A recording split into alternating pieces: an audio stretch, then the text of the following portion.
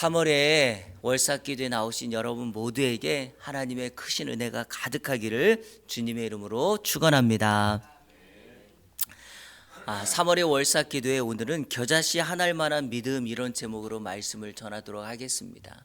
2026년 우리 예안교회 표어는 믿음이 이긴다라는 표어 슬로건을 가지고 있습니다. 2월 첫 번째 월삭기도에서부터 시작해서 2026년 한 해 동안에 믿음의 사건, 믿음의 기적의 역사를 월삭 기도회 때마다 여러분들에게 말씀을 나누려고 합니다. 지난 2월 월삭 기도회는 마태복음 8장을 중심으로 믿음과 기도의 상관관계를 설명드렸습니다.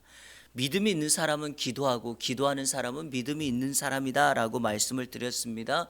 그러면서 믿음이 있는 사람들은 세 가지의 기도를 한다라고 말을 했죠. 한 문둥병자가 믿음으로 예수님께 나와 자신의 문둥병을 고쳐달라고 말합니다. 자신의 병을 예수님께 간청하는 것 무슨 기도입니까? 개인의 간청 기도라고 말씀드렸고 우리 예수님은 그 문둥병자를 고쳐주셨습니다. 다음으로 한 백부장이 자신의 하인이 중풍병으로 고통당하고 있을 때 예수님께 나와 자신의 기도가 아닌 하인의 중풍병을 고쳐달라고 요청합니다. 여러분, 자신의 기도가 아닌 타인의 기도, 이걸 우리는 중보기도 또는 도고기도라 부릅니다. 예수님이 하나님이 가장 좋아하는 기도는 바로 중보기도입니다. 자신을 위한 기도가 아니라 타인을 위한 기도. 예수님께서 그 백부장의 믿음을 보시고 그 하인의 중풍병을 고쳐주셨습니다. 세 번째는 놀라운 사건이 하나 일어납니다. 예수님께서 베드로의 집에 들어가셨는데 집에 들어가 보니까 베드로의 장모가 열병으로 앓아 병상에 누워 있습니다. 어느 하나 예수님께 그 열병을 고쳐달라고 요청한 사람이 없음에도 불구하고 예수님은 그 베드로의 장모의 열병을 고쳐주십니다. 우리는 이것을 통하여 믿음으로 살아가는 사람들이 주님과 동행하였을 때 늘 쉬지 않고 기도하는 동행기도라고 여러분들에게 말씀을 드렸습니다. 사실 우리는 여기까지 가야 합니다.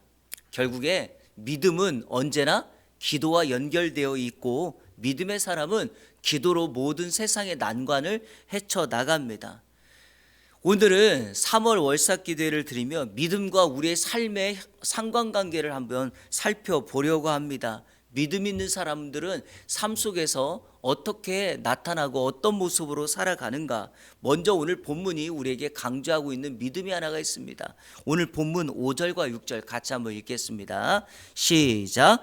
사도들이 주께 여짜오되 우리에게 믿음을 더하소서 하니 주께서 이르시되 너희에게 겨자씨 한 알만한 믿음이 있었더라면 이 뽕나무더러 뿌리가 뽑혀 바다에 심기어라 하였을 것이요 그것이 너희에게 순종하였으리라. 아멘. 오늘 본문은 분명하게 겨자씨 한 알만한 믿음을 가지라고 우리에게 말합니다. 여기 본문의 사도들은 제자들을 의미합니다. 제자들이 예수님께 우리에게 믿음을 더하여 주소서, 즉 믿음의 분량을 더해달라고 예수님께 요청합니다. 그런데 그때 예수님께서 말씀하셨던 것은 너희에게 겨자씨 한 알만한 믿음이 있어도 충분하다라고 말합니다. 이것은 바꿔 말하면 지금 제자들에게는 겨자씨 한 알만한 믿음도 없다라는 것을 의미하며 겨자씨 한 알만한 믿음을 갖는 것조차도 우리에게는 쉬운 일이 아니다라는 것입니다. 그러면 여러분, 겨자씨 한 알만한 믿음은 무엇을 의미할까요? 아시는 것처럼 겨자씨는 세상에서 가장 작은 씨앗 가운데 하나라고 알려져 있죠. 여러분, 이 겨자씨의 상징적인 의미는 무엇일까요? 저를 한번 따라해 보겠습니다. 생명력 있는 믿음, 살아있는 믿음, 바로 이겁니다. 아주 작아 보이지만, 매우 작아 보이지만 이 겨자씨가 땅에 심겨지는 순간 자라서 싹을 내고 열매를 맺게 만들어내는 바로 그 생명력을 의미하기 때문에 그렇습니다. 사람의 눈에 보이지 않는다 할지라도 우리의 믿음이 사람들에게 보여지지 않는다 할지라도 믿음 있는 사람을 통하여 그 결과는 놀라운 역사, 능력을 만들어낸다라는 것입니다. 그러니까 정말 우리에게는 눈에 보여지는 어떤 분량이나 크기보다 중요한 것은 생명력이 있는 겨자씨 하나일 만한 믿음이 있느냐, 우리의 믿음이 거짓 없이 순수한 믿음이냐, 이것이 중요하다. 예수님은 오늘 우리에게 겨자씨 하나일 만한 믿음을 강조하고 있습니다. 바로 이 겨자씨 하나일 만한 믿음이 오늘 이 시대에 필요한 믿음이고 3월 한 달을 살아가는 저와 여러분에게 필요한 믿음인 줄로 믿습니다. 이 믿음이 역사를 만들어낼 줄로 저는 믿습니다.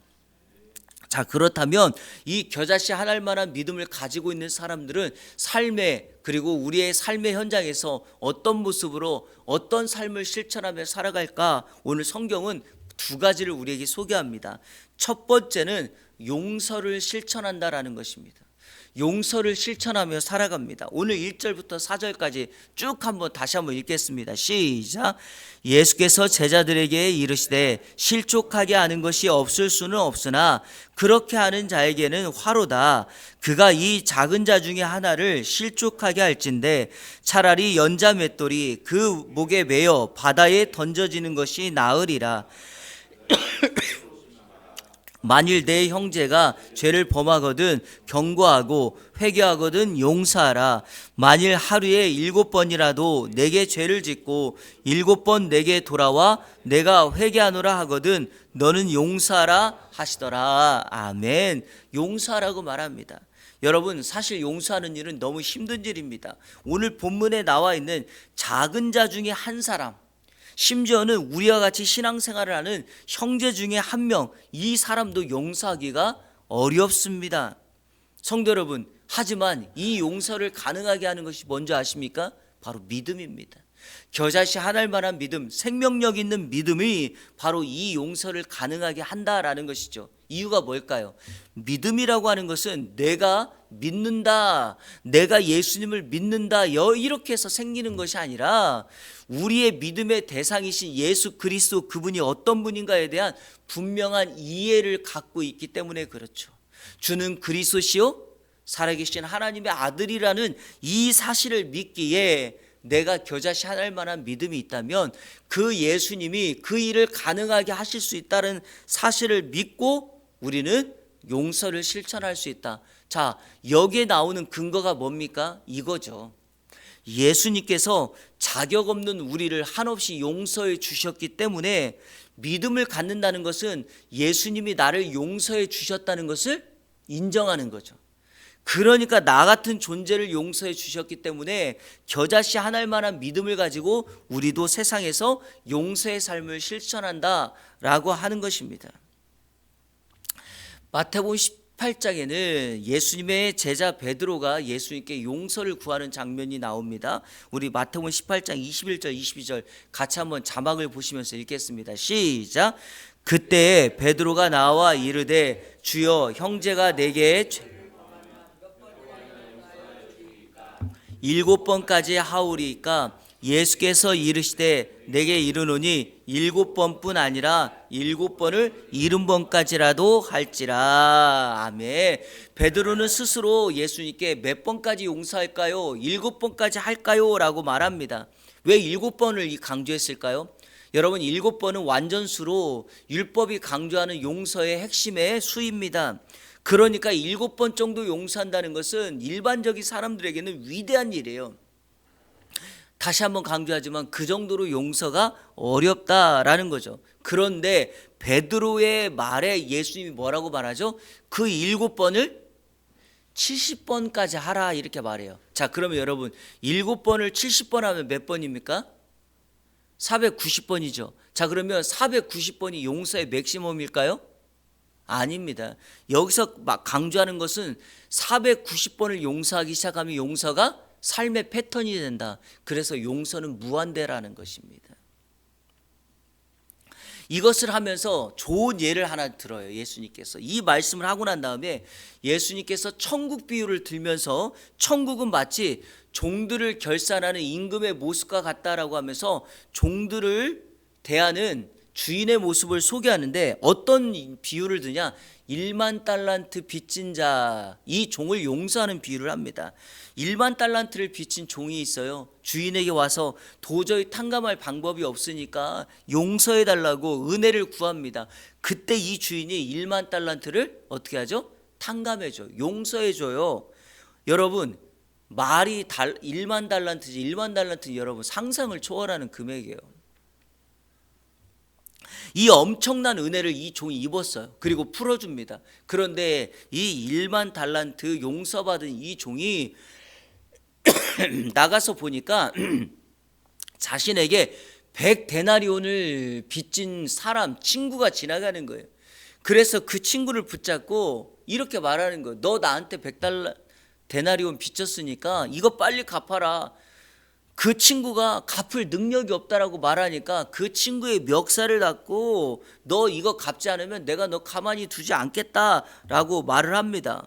그래 놓고 갚을 능력이 없으니까 그 친구를 감옥에 옥에 가둬버립니다. 그러니까 마태복음 18장 32절에서 34절에 이렇게 말합니다. 이에 주인이 그를 불러다가 말하되 악한 종아, 내가 빌기에 내 빚을 전부 탕감하여 주었거늘 내가 너를 불쌍히 여긴 것 같이 너도 내 동료를 불쌍히 여김이 마땅하지 아니하냐 하고 주인이 노하여 그 빚을 다 갚도록 그를 옥졸들에게 넘기니라. 여러분, 10,000달란트 용서해 줬는데 이 사람이 받은 은혜를 생각지 않고 어떻게 해요? 자신에게 100데나리온 빚진 자를 옥에 가둬버린 거예요. 그런데 성경이 여기서 끝나지 않아요. 35절을 하나 더 하면서 지금까지 말한 내용을 예수님께서 정리해요. 자, 우리 35절 같이 한번 읽어볼게요. 시작. 너희가 각각 마음으로부터 형제를 용서하지 아니하면 나의 하늘 아버지께서도 너에게 이와 같이 하시리라. 아멘. 여러분, 1만 달란트 빚을 탕감해 주었다는 것은 하나님의 용서를 상징해요. 이 1만 달란트 빚을 줬다는 건 우리예요. 우리가 이렇게 하나님 앞에 값없는 한없는 용서를 받았다라는 거예요. 이 용서를 받은 사람들은 그 하나님을 향한 믿음을 가지고 겨자씨 하나일 만한 믿음을 가지고 우리 삶에 나에게 나타나는 100데나리온 빚진 자들의 그런 모습들을 용서하며 나가야 된다는 것이 이 말씀의 핵심입니다. 사랑하는 여러분, 사실 용서는 쉽지 않습니다.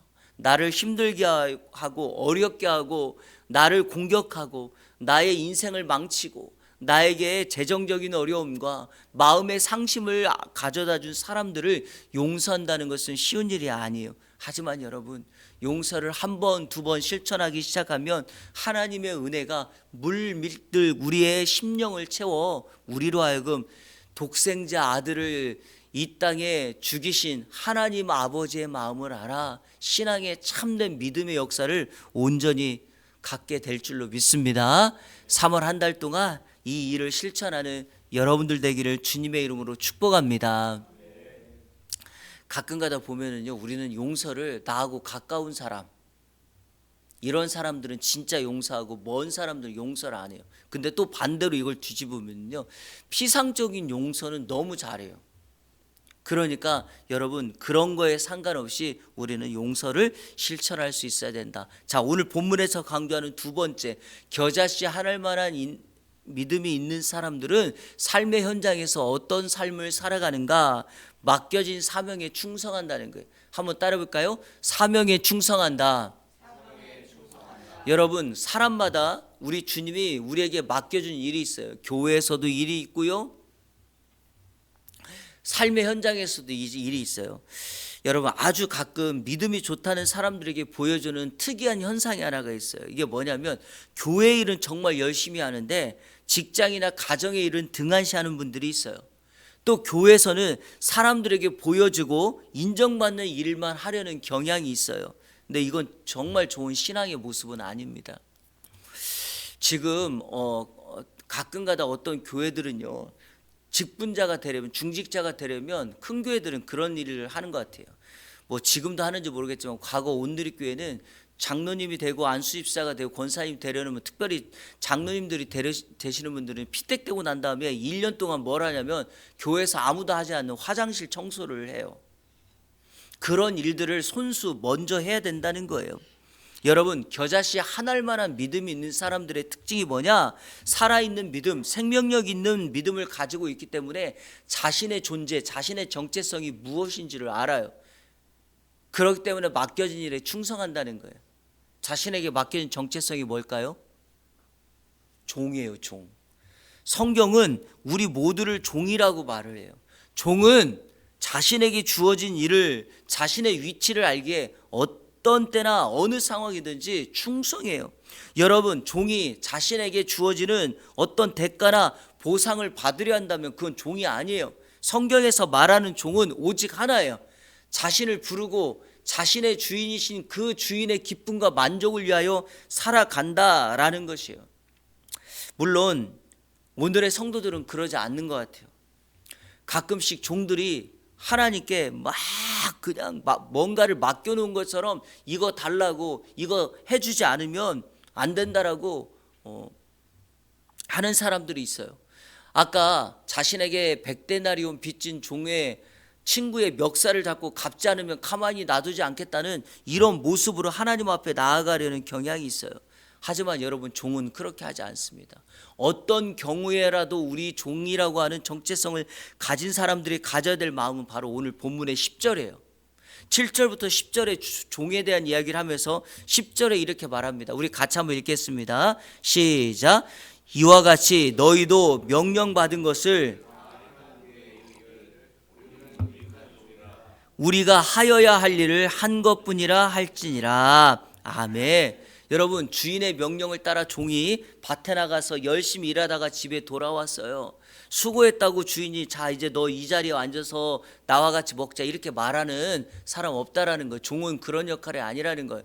밖에 나가서 일하고 왔을지라도 집에 오면 주인을 위하여 열심히 섬기다가 그 이후에 자기의 일을, 자기의 먹을 것을 먹는다라는 거예요.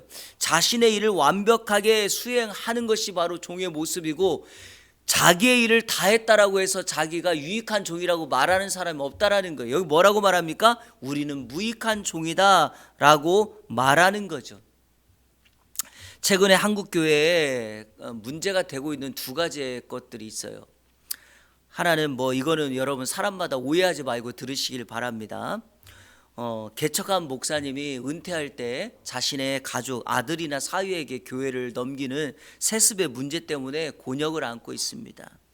이것 자체가 사람마다 생각이 달라요. 목회를 잘하는 분들 계시니까. 자, 또 하나는 은퇴하는 목사님들의 처우 문제예요. 네, 여러분, 이것이 문제가 되는 이유는 뭘까요? 너무 과하다는 거예요.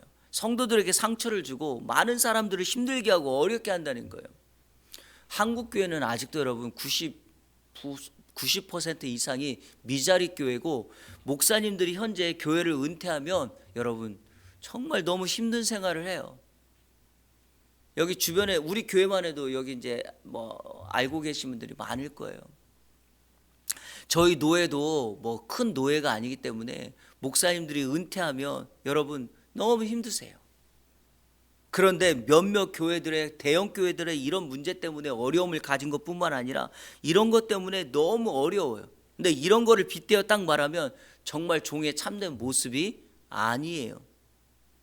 저는 정말 지금도 제가 이걸 비난을 한다라고 생각지 마시고 들어야 될 것 중에 하나가 뭐냐면, 저기 강동구에 가면 통합측에 정말 어마어마하게 큰 교회가 하나가 있어요. 이 목사님이 사실은 첫 번째 목회를 실패하고 두 번째 목회를 다시 시작한 곳이 강동구에 있는 버스 정류장 옆에 있는 상가 2층에 조그마한 상가에다 개척을 했어요.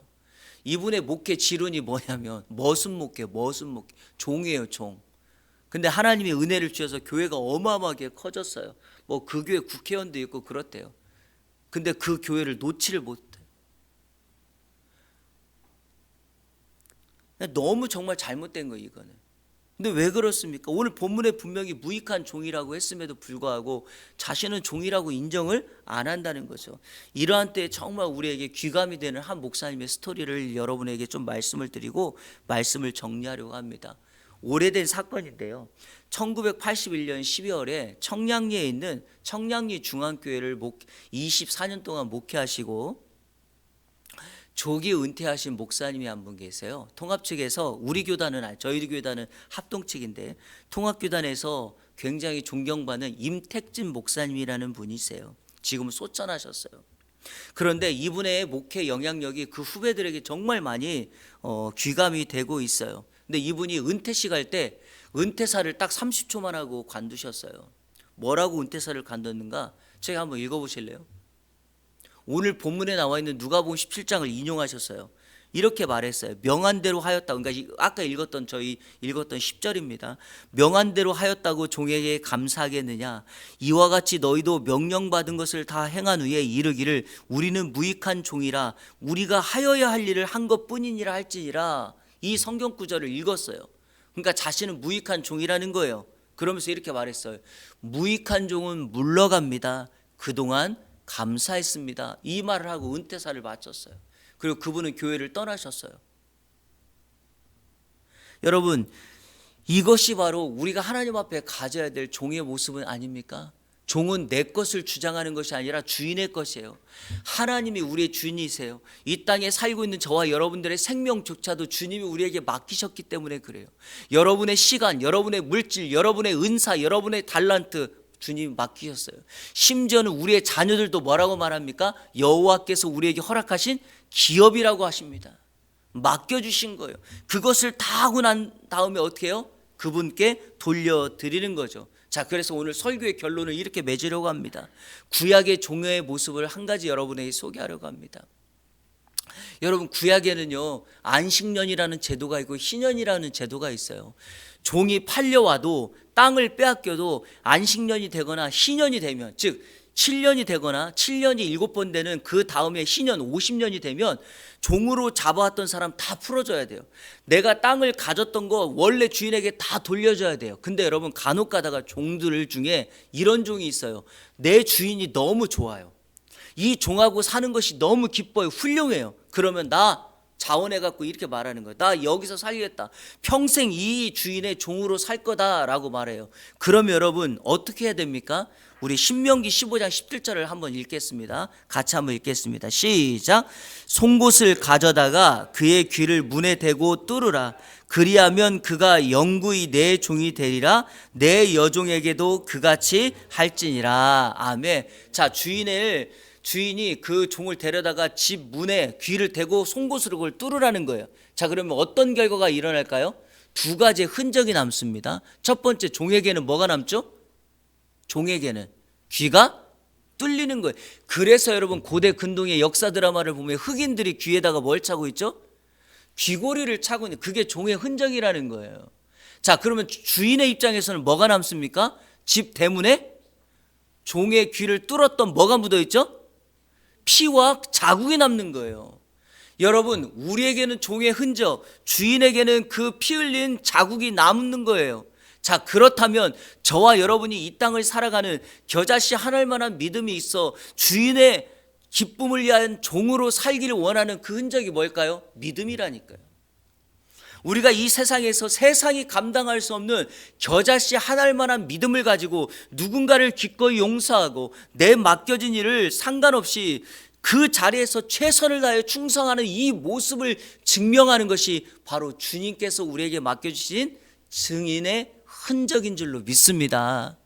바로 이것을 가지고 3월 한 달 살아가는 저와 여러분의 복된 한 달이 되기를 축복합니다. 축복합니다. 기도하겠습니다.